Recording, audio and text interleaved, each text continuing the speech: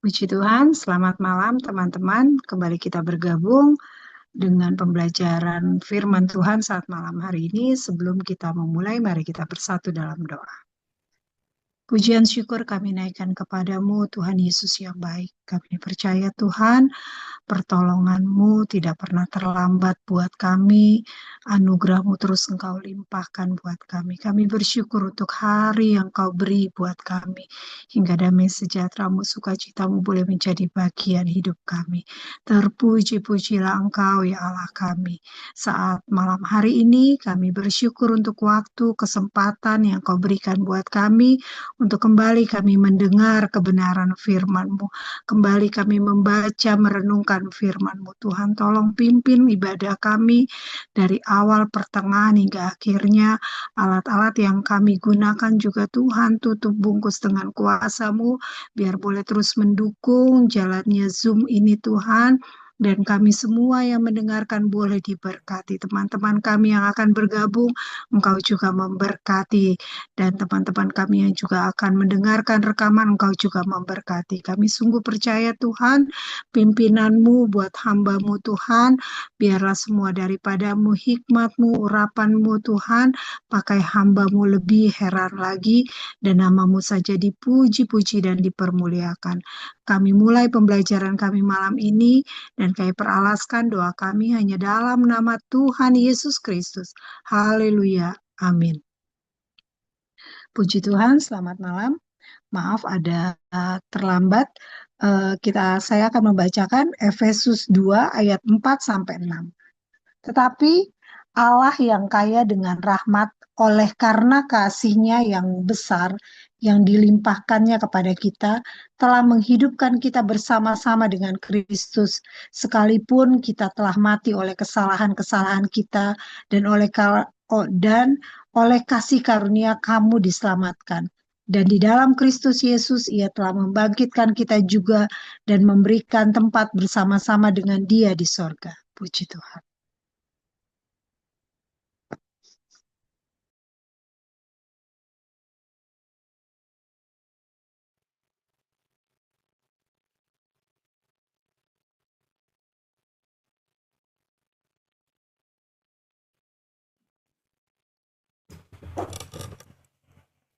Kita melanjutkan yang minggu lalu sudah kita lihat.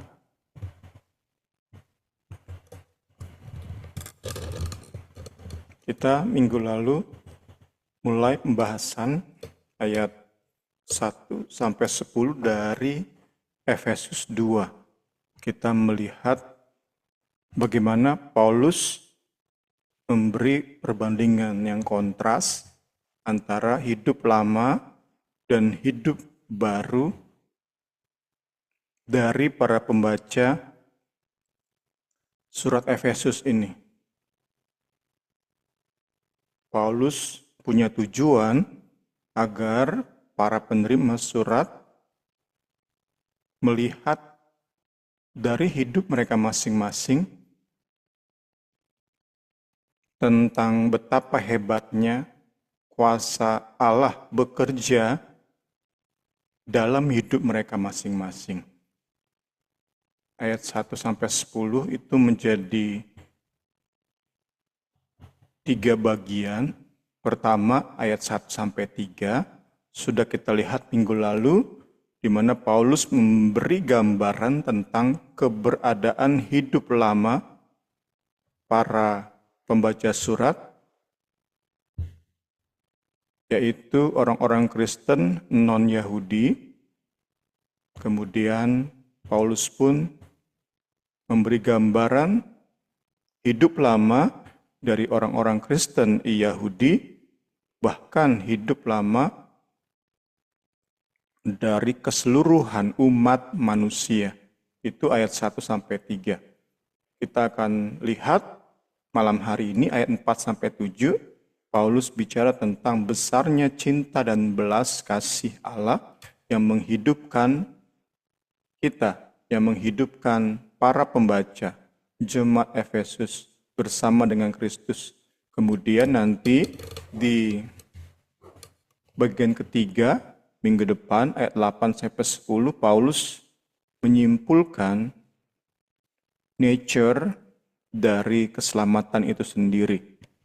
Puji Tuhan.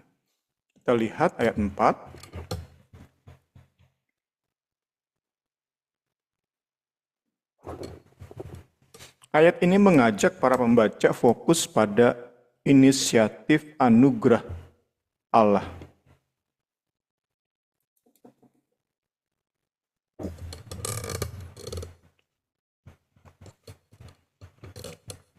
Juga pada pekerjaan Allah yang berdaulat dalam menyelamatkan manusia. Ia mengajak para pembaca fokus pada inisiatif dan kedaulatan karyanya dengan cara mengkontraskan dengan kondisi manusia yang tanpa harapan. Jadi betapa penting bagi Paulus untuk para pembaca mengerti bahwa mereka diselamatkan bukan karena inisiatif mereka, bukan karena hasil usaha mereka. Ini yang Paulus ingin tekankan di surat ini.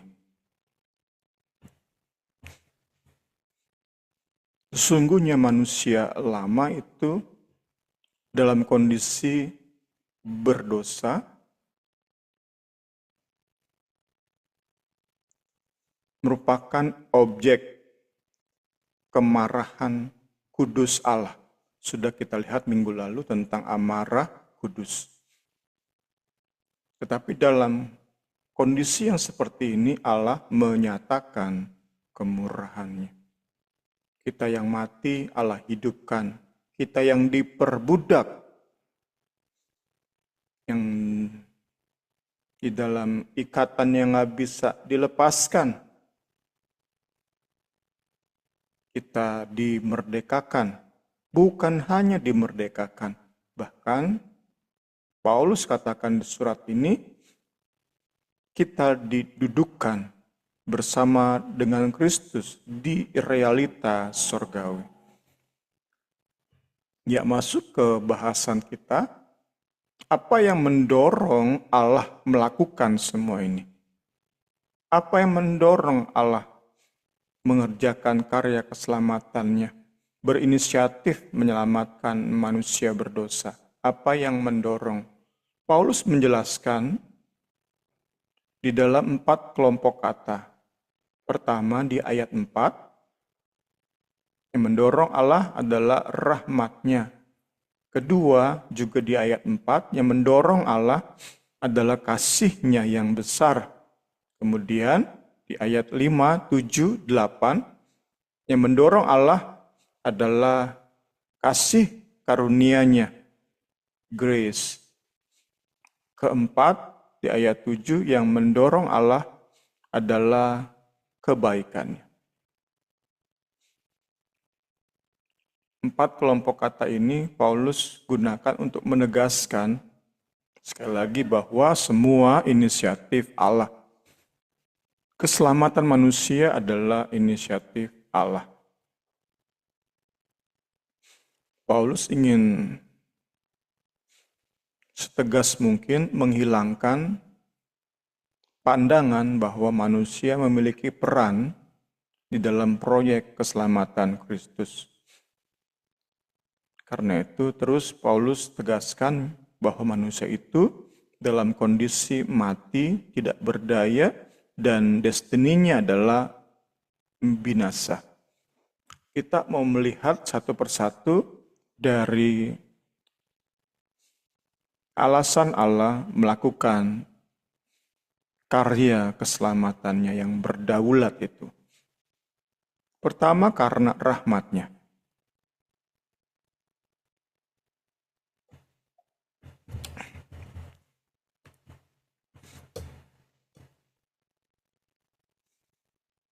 Dalam perjanjian lama, Allah menyatakan diri sebagai pribadi yang berlimpah di dalam rahmat-Nya.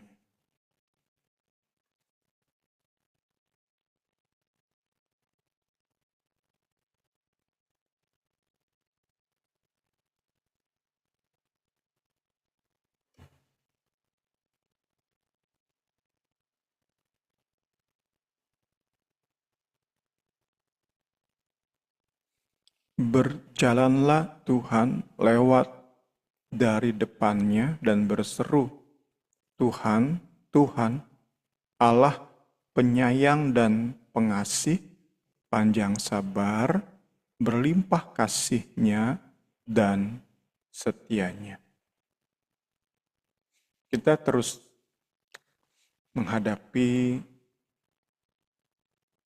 pemikiran-pemikiran bahwa Allah di PL itu Allah yang kurang mengasihi, dan Allah PB itu Allah yang begitu mengasihi manusia.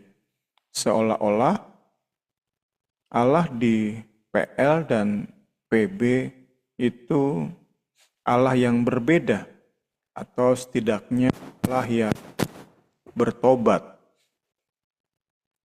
Dulunya kurang mengasihi, kemudian menjadi mengasihi. Tetapi kita lihat di bagian ini diingatkan lewat firman Tuhan, pada dasarnya Tuhan Allah adalah penyayang, pengasih, panjang sabar, berlimpah rahmat,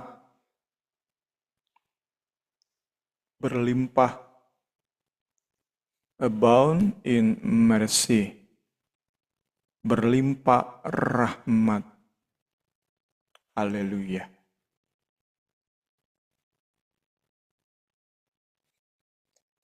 Kita bisa lebih lagi menghilangkan kesalahpahaman semacam yang sudah saya sebutkan tadi. Kita percaya Allah yang sama. Allah PB, Allah PL adalah Allah yang sama. Rahmat memiliki bahasa asli hesed yang menunjuk pada kesetiaannya yang teguh, tak tergoyahkan, dan kasih-Nya. Rahmat juga menunjuk pada pernyataan atau ekspresi yang tidak diduga-duga. Ekspresi cinta yang tidak diduga-duga.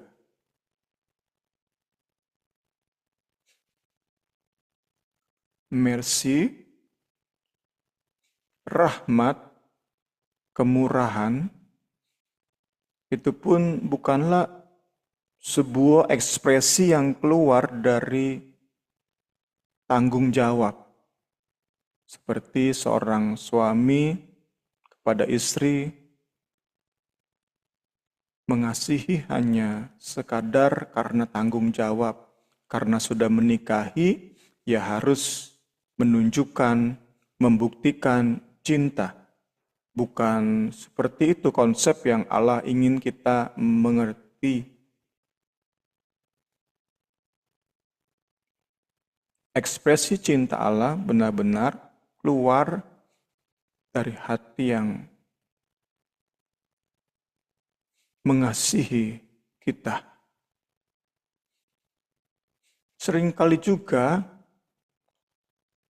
kemurahan, rahmat itu digambarkan sebagai sesuatu yang spontan. Dinyatakan kepada mereka yang sudah hilang harap, udah nggak ada lagi di pikiran kita untuk punya pengharapan, punya masa depan. Di saat itulah Allah menyatakan kemurahan-Nya. Di saat kita helpless tanpa pertolongan, disitulah Allah menyatakan kemurahan-Nya.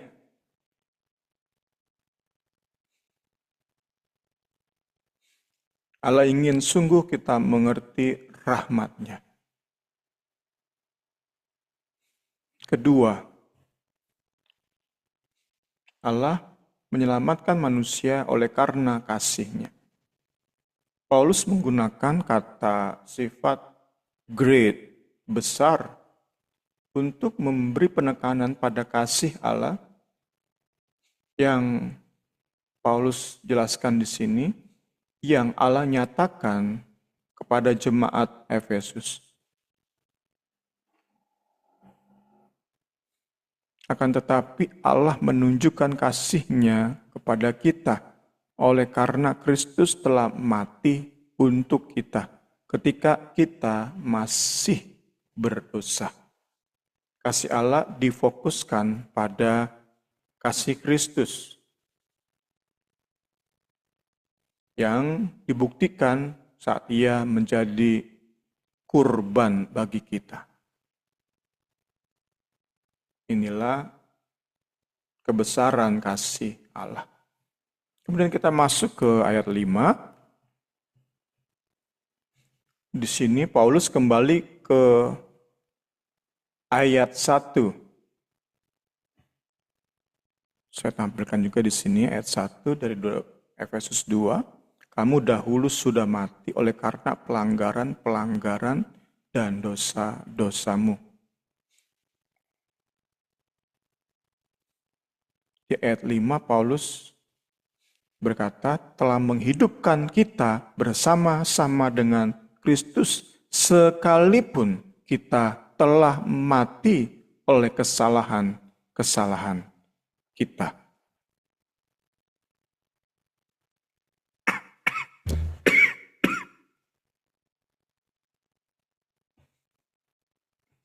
Jadi oleh karena kasih-Nya yang besar,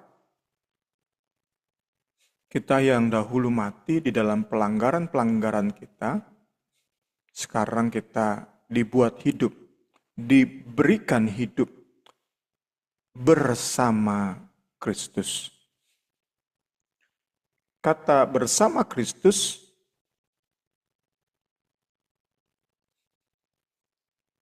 itu menunjuk pada kesatuan, union antara Kristus dan para pengikutnya. Di bagian ini Paulus ingin menegaskan pentingnya hubungan Kristus dengan gereja. Menegaskan dampak dari hubungan Kristus dengan gerejanya. Karena menyatu dengan Kristus, maka jemaat Efesus memiliki destiny yang baru. Punya tujuan hidup yang baru. Dahulu mereka berkutat dengan dosa tanpa pengharapan, mengulang-ulang hidup di dalam dosa, dalam kegiatan sehari-hari, dalam studi, dalam bekerja, semua berkutat dengan dosa, dengan kepentingan diri. Itulah destiny dari orang-orang di luar Kristus.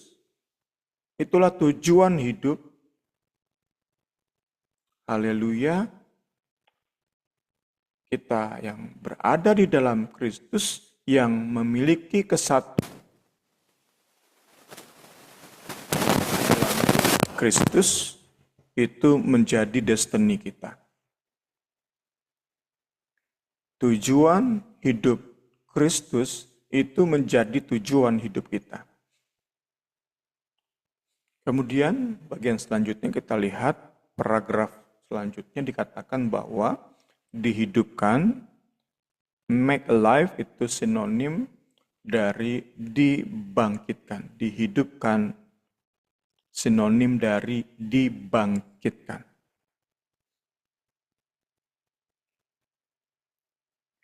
Para pembaca surat Efesus, orang-orang Kristen di Efesus dan sekitarnya datang kepada hidup bersama-sama dengan Kristus, yang bersinonim dengan dibangkitkan bersama-sama dengan Kristus.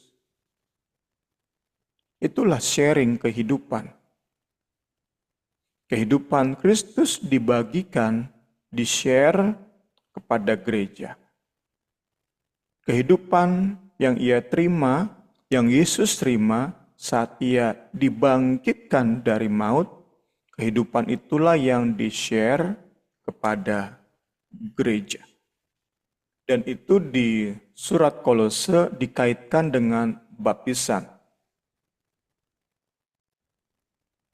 Tentu kita sudah banyak belajar baptisan.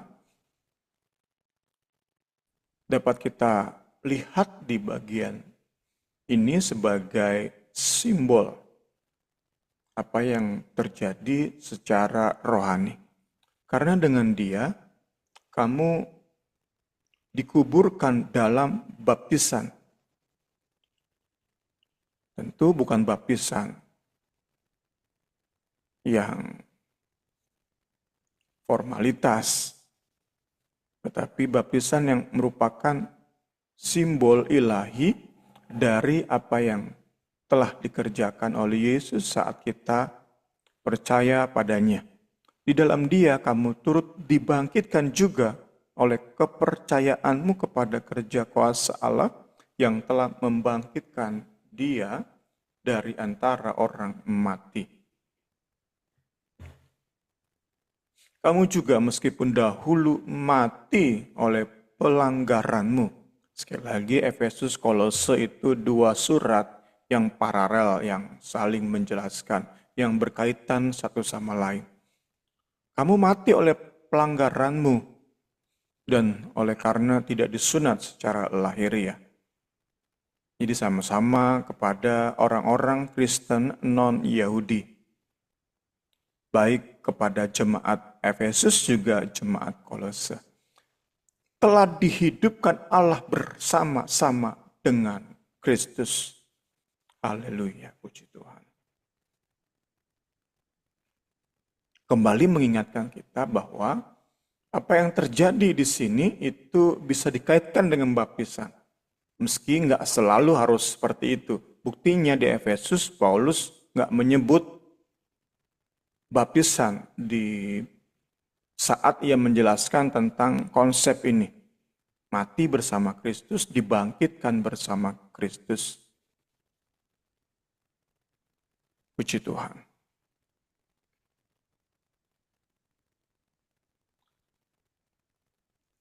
Kita lihat selanjutnya. Oleh anugerah kamu diselamatkan. Kita masuk ke poin ketiga, apa yang mendorong Allah melakukan karya keselamatannya, yaitu karena kasih karunia-Nya. Grace, puji Tuhan. Kasih karunia itu merupakan konsep teologis yang mengekspresikan secara jelas pemahaman Paulus terhadap karya keselamatan Kristus. Bahkan di Kisah Para Rasul, Paulus menyebut Injil yang ia beritakan itu Injil kasih karunia Allah. Tetapi aku tidak menghiraukan nyawaku sedikit pun asal saja aku dapat mencapai garis akhir dan menyelesaikan pelayanan yang ditugaskan oleh Tuhan Yesus kepadaku untuk memberi kesaksian tentang Injil kasih karunia Allah. Jadi pemahaman Paulus tentang konsep keselamatan, karya keselamatan yang diinisiasi oleh Allah, dikerjakan oleh Kristus. Bagaimana Paulus mengerti karya ini, itu paling jelas Paulus mengerti adalah sebagai konsep anugerah, konsep kasih karunia. Kiranya bisa membantu kita saat kita terus belajar, baik dari Efesus juga kita lihat nanti Kolose. Kita akan terus membandingkan dua surat ini, puji Tuhan. Haleluya. Haleluya.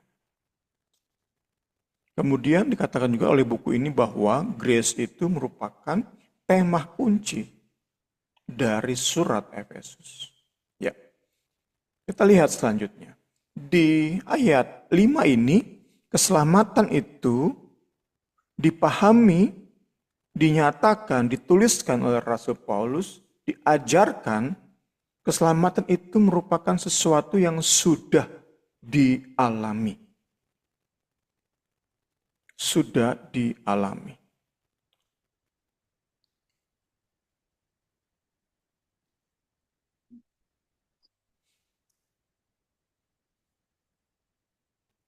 Kita kembali diingatkan pada konsep not yet, already. Already, not yet. Sudah terjadi dan belum sepenuhnya. Itu akan terus dan terus diajarkan oleh Rasul Paulus dalam surat-suratnya, khususnya saat ia bicara tentang keselamatan. Kita lihat bahwa di Efesus ini, Paulus, khususnya di ayat 5 ini, Paulus menunjuk pada sesuatu yang telah terjadi. Sedangkan contohnya di kitab Roma, Paulus bicara tentang sesuatu yang akan terjadi. Sebab kita diselamatkan dalam pengharapan. Kita diselamatkan dalam pengharapan. Karena itu terus kita diingatkan tentang keseimbangan, perlunya keseimbangan kita dalam memahami konsep keselamatan, memperhatikan aspek masa lalu, masa kini, dan masa yang akan datang. Apa yang sudah terjadi di Kalvari, itu kan aspek masa lalu. Tetapi efeknya kita bisa nikmati sekarang. Sejak kita lahir baru, sudah bisa kita nikmati already. Tapi belum sepenuhnya. Ada aspek not yet, atau sesuatu yang belum terjadi. Itu yang terus dan terus kiranya menjadi sesuatu yang bisa lebih lagi mewarnai, haleluya, pembelajaran kita, perenungan kita tentang karya keselamatan. Kita masuk ke ayat 6. Pemikiran bahwa kita orang percaya menerima hidup itu dikembangkan di ayat ini.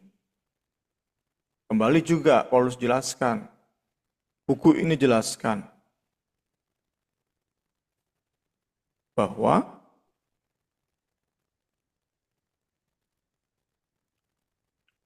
dibangkitkan bersama dengan Kristus itu juga memiliki aspek masa lalu, masa kini, dan masa yang akan datang.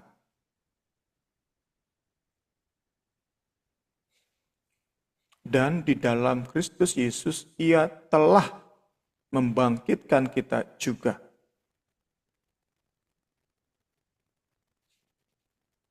Ini memang sulit kita pahami secara tuntas, misteri istilahi saat kita bicara tentang sesuatu yang terjadi di momen Yesus dibangkitkan.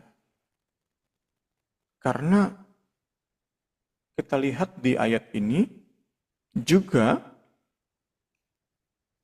saat ini buku ini jelaskan kepada kita bahwa apa yang Paulus tulis di ayat ini itu memberi indikasi bahwa apa yang Allah lakukan bagi Kristus itu pada saat yang sama Allah lakukan bagi orang-orang percaya.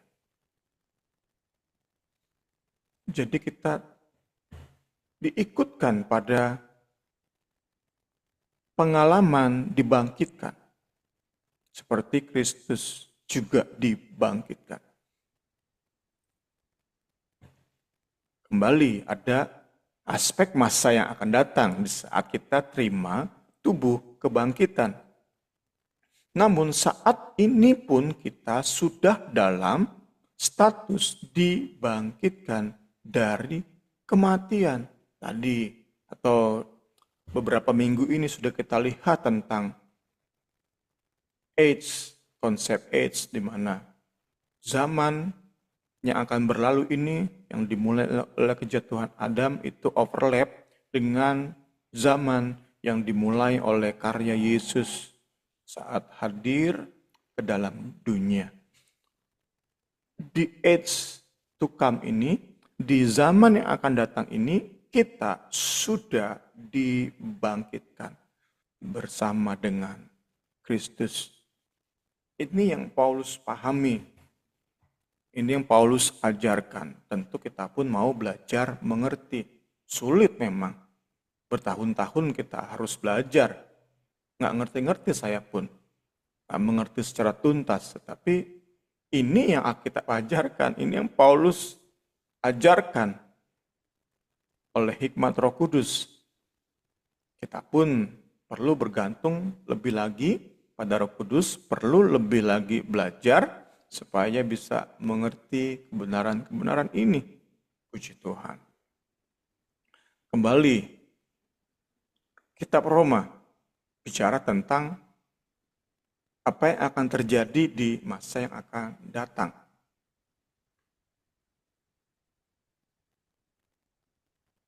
Sebab jika kita telah menjadi satu dengan apa yang sama dengan kematiannya, kita juga akan menjadi satu. Ada kata akan di sini. Sesuatu yang akan terjadi nanti dengan apa yang sama dengan kebangkitannya. Ya, kita perlu renungan, tapi renungkan banget-banget. Kita akan dapat banyak insight, berkat-berkat baru, pemikiran-pemikiran baru saat kita bisa hari lebih hari mengerti konsep yang ingin Paulus jelaskan kepada kita. Konsep apa yang sudah terjadi masa lalu, kita nikmati sekarang ini, hari ke hari kita nikmati, dan akan mencapai puncaknya di kemudian hari. Seperti Kristus dibangkitkan dari kematian, demikianlah orang percaya. Kemudian tentang pengangkatan orang percaya. Efesus menyatakan secara eksplisit, tetapi Kolose lebih kepada tersirat atau implisit. Tetapi sama, konsepnya kurang lebih sama. Karena itu kalau kita dibangkitkan bersama dengan Kristus, carilah perkara yang di atas. Kita bisa nyangkutin nih dengan yang Paulus jelaskan atau tuliskan di Efesus. Di dalam Kristus, Ia telah membangkitkan kita juga, ayat 6 Efesus 2, memberi tempat bersama-sama dengan Dia di surga. Kalau di sini kita lihat dibangkitkan dengan Kristus, cari perkara yang di atas. Ya karena tempat kita itu di atas, bersama-sama dengan Dia di surga. Di realita surga. Tentu bukan surga tanpa air mata, surga yang kekal itu. Masih surga dalam bentuk spare-nya Tuhan Yesus. Yang nanti akan masuk kepada surga yang kekal. Puji Tuhan.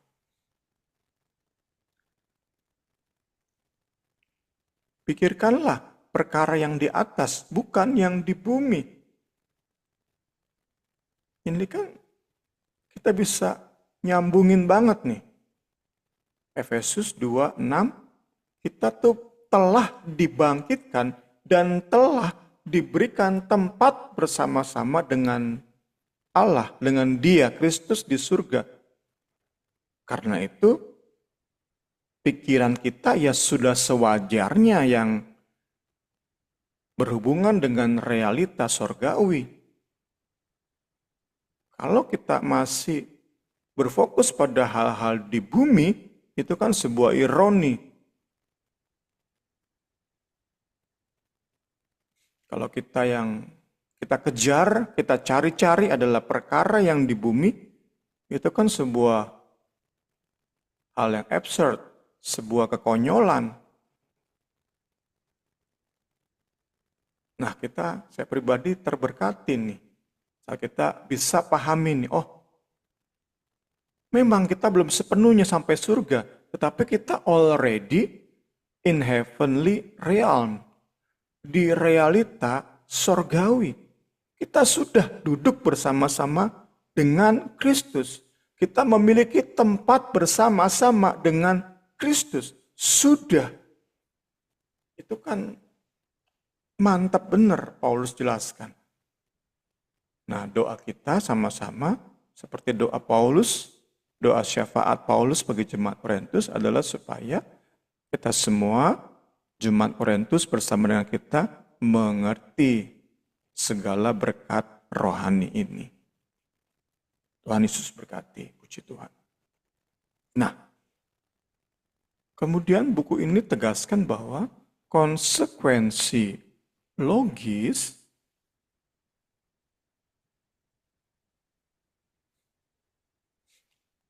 dari kesatuan kita dengan Kristus, bagaimana kita telah dibangkitkan dan duduk bersama-sama dengan Kristus, konsekuensi logisnya adalah semua kuasa tunduk kepada kita bersama dengan Kristus. Dan ini kan mengingatkan kita kembali kepada bahasan khotbah minggu lalu. Kita lewat pembelajaran ini lebih lagi diyakinkan untuk menolak praktek-praktek konyol semacam doa pelepasan, pemutusan kutuk keturunan. Karena kita lihat di sini, percaya Yesus lahir baru, kita ditempatkan bersama-sama dengan Kristus di surga. Sehingga segala kuasa itu berada di bawah kita. Kalau orang percaya lahir baru, masih butuh pendeta untuk doa pelepasan, itu penghinaan terhadap karya Kristus yang Paulus jelaskan di Efesus ini. Secara spesifik menunjuk pada karya Kalvari Kristus yang selesai, yang sempurna itu. Itu penghinaan berat itu. Saat seseorang sudah lahir baru, tetapi diintimidasi. Kamu punya kutuk keturunan. Kamu belum dilepaskan sepenuhnya dari dosa-dosamu yang kamu banyak perbuat di masa lalu. Kamu belum lepas sepenuhnya. Karena itu kamu perlu didoakan oleh seorang pendeta. Itu kan penghinaan terhadap Kalvari. Bahasan kita malam hari ini memberi penegasan untuk kita nggak ragu menolak praktek-praktek konyol semacam itu. Kita masuk ayat terakhir di malam hari ini. Segala hormat, kemuliaan bagi Kristus. Tujuan lebih lanjut dari Allah yang menyatakan anugerahnya adalah agar kita, para penerima, para penikmat anugerah tersebut dapat melayani Allah dengan cara menjadi sebuah demonstrasi yang clear, yang jelas. Haleluya. Tentang betapa besarnya kasih karunia Allah. Jadi kalau saya mau permudah penjelasan bagian ini adalah seperti kita ini dijadikan oleh Allah sebagai mahakarya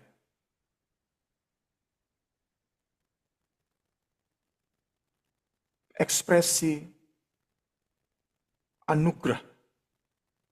Hidup kita ini, hidup setiap umat tebusan adalah mahakarya, ekspresi atau pernyataan anugerah Allah.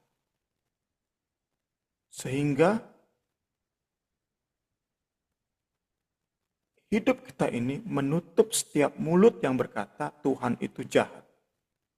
Tuhan itu kurang berbelas kasih. Hidup kita ini menjadi demonstrasi, menjadi bukti nyata untuk menutup setiap mulut yang berani berkata Tuhan itu jahat.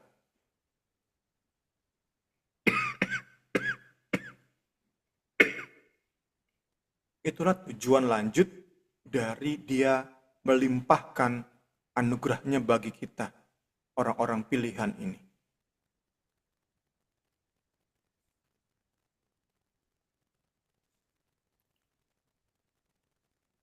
Kembali kita pun diingatkan kepada pasal 1 dari Efesus ini. Bagaimana Paulus mengajak para pembaca surat menaikkan pujian kepada Allah oleh karena segala berkat rohani yang Allah nyatakan di dalam Kristus. Tujuannya adalah pujian kepada Allah. Kita nikmati segala berkat rohani, terima segala berkat rohani untuk memuji Allah, untuk memuliakan Allah. Ya, terakhir, pada masa yang akan datang. Menurut buku ini, terjemahan ini kurang tepat. Lebih tepat adalah dari satu masa ke masa berikutnya. Ya, kembali kita tadi. Di masa yang akan binasa ini, yang dimulai dari kejatuhan Adam, itu udah ada anugerah Allah di situ. Kita juga bisa nikmati anugerah Allah di situ terus.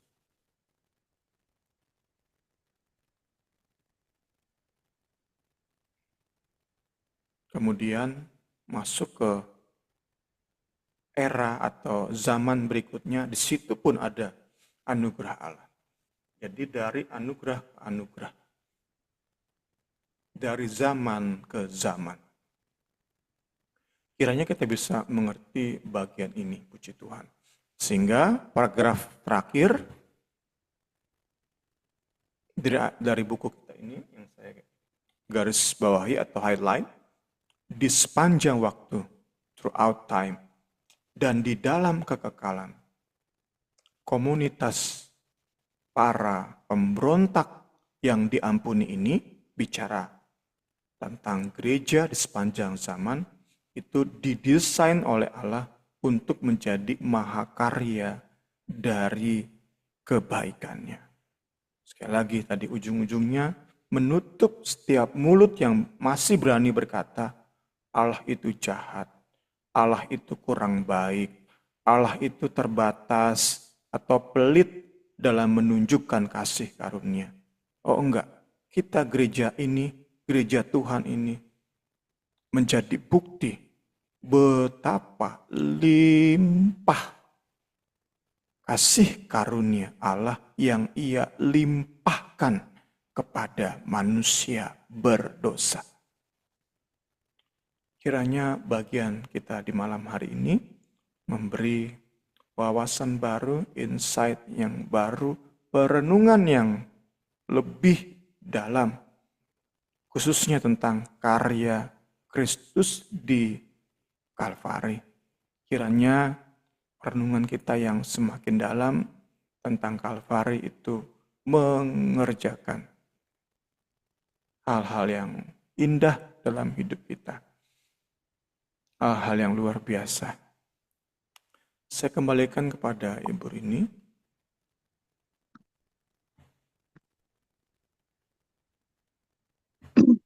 Puji Tuhan. Mungkin ya ada yang mau ditanyakan atau menambahkan tentang pembahasan kita malam ini. Iya, makasih banyak Bung Semi. Eh, sangat memberkati. Makasih Kak Rini. Iya, Apa sama-sama. ya? Kalau bagi saya pribadi sih, kesaksian saya itu em, memahami kenyataan firman Tuhan tentang kasih Allah atau rahmat Allah yang begitu besar itu menjadi kekuatan sendiri ya. Jadi kayak kalau gimana ya kalau kita udah ngerti gitu bagaimana kasih Tuhan yang dalam itu kayaknya itu bisa melawan segalanya gitu loh. Jadi kadang-kadang kalau saya pribadi sih sering misalnya merasa sendiri, merasa sepi, merasa nggak apa ya, nggak ada banyak hal yang gagal gitu misalnya. Cuman tapi ketika mengerti bahwa oh kasih Allah itu ada buat saya itu sesuatu yang sungguh-sungguh sungguh-sungguh apa melegakan gitu, sesuatu yang nggak bisa ditukar dengan apapun dan saya Nah, pribadi tuh bersyukur gitu ya dengan semua kayak kata Bung Semi sendiri kita itu nggak apa sih nggak bukan dengan usaha kita sendiri tapi memang Tuhan itu memilih kita gitu. Ya kalau dari saya pribadi ini menjadi em, berkat yang luar biasa, tetapi juga pergumulan terlebih lagi untuk keluarga ya yang belum diselamatkan. Kadang-kadang itu mikir, aduh gimana ya biar ini kenal sama Tuhan Yesus, gimana yang ini biar kenal. Tapi sekali lagi itu bukan usaha saya pribadi gitu. Memang Tuhan sendiri gitu dengan kasih karunia-Nya gitu yang nggak terbatas.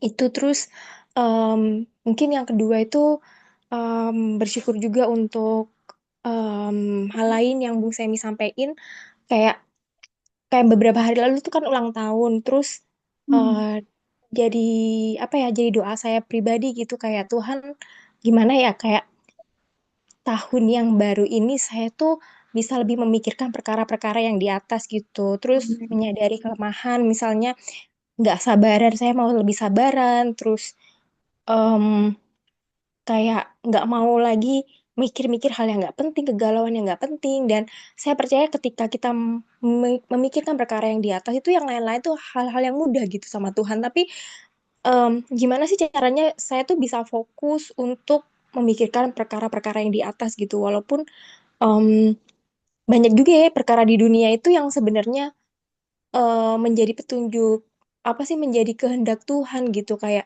melakukan ini dan itu pekerjaan ini dan itu sebenarnya itu juga Tuhan yang mau gitu jadi tapi bagaimana bisa melihat itu sebagai hal surgawi bukan ambisi kita bukan keinginan duniawi kita tapi itu menjadi sebuah apa pekerjaan Tuhan gitu jadi kayak tadi Bung Semi bilang kayak tujuan Kristus menjadi tujuan kita gitu. Jadi itu juga jadi apa ya Bung ya kayak struggle kayak pergumulan tiap hari gitu. Tuhan Kristus tuh tujuannya apa sih gitu. Saya tuh kayak pengen gitu apapun yang Tuhan kehendaki itu menjadi tujuan saya, tapi saya juga bergumul gitu ke kehendak Tuhan tuh yang bagaimana gitu selain dalam firman Tuhan. Ya paling itu aja sih Bung. Makasih banyak Bung untuk firman-Nya. Tuhan Yesus berkati. terima kasih Niar. Bung Semi ada yang mau ditambahin? Oke, kalau gitu kita akan tutup pembelajaran kita malam ini nanti Niar yang tutup ya Niar. Makasih. Ya, mari kita berdoa. Bapa dalam surga, kami berterima kasih ya Tuhan untuk firman-Mu ya Bapa yang sungguh meneguhkan kami, yang sungguh mengingatkan kami akan kebesaran-Mu ya Tuhan Yesus, akan cinta-Mu Tuhan Yesus, akan kasih karunia-Mu yang luar biasa ya Bapa. Kami begitu lemah Tuhan, kami adalah anak-anak yang pantas dimurkai ya Tuhan, tetapi karena Tuhan yang begitu mengasihi kami, Tuhan yang begitu berinisiatif, kami boleh Tuhan Yesus menerima Tuhan kasih anugerah yang tak terbatas itu. Terima kasih ya Bapa, terima kasih. Ajarkan kami ya Tuhan Yesus untuk menghidupi itu semua. Kami yang sudah mati dan dihidupkan kembali bersama Kristus Tuhan, mau hidup serupa ya Tuhan Yesus dengan Engkau ya Bapa, mau hidup ya Tuhan Yesus untuk memuliakan namamu ya Bapa. Kami ingin Tuhan terus menatap kepada perkara-perkara yang sejati Tuhan, perkara-perkara yang surgawi ya Bapa, yang hanya untuk menyenangkan-Mu ya Bapa. Kami ingin terus ya Tuhan Yesus Engkau pakai, bukan hanya Tuhan Yesus sekedar melayani-Mu, tetapi sungguh Tuhan kami rindu ya Bapa, kiranya kuasa-Mu, kiranya cinta-Mu menjadi bukti ya Bapa melalui kehidupan kami akan sesama Bapa melalui pelayanan-pelayanan kami di muka bumi ini.